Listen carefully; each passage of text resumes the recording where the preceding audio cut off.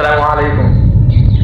এই যে ভাই, এই যে সুন্দর একটা ভিউ উপভোগ করতেছি, এটা আসলে যারা ফজরের নামাজ পড়ে শুধু তারাই এই ভিউটা উপভোগ করতে পারে। এই যে দেখেন, হয়তো আপনারা উপলব্ধি করতে পারতেছেন না আসলে এখানে যে আমি একটা যে আনন্দ পাইতেছি, এটা আপনারা পাইবেন ফজরের নামাজটা পরেই।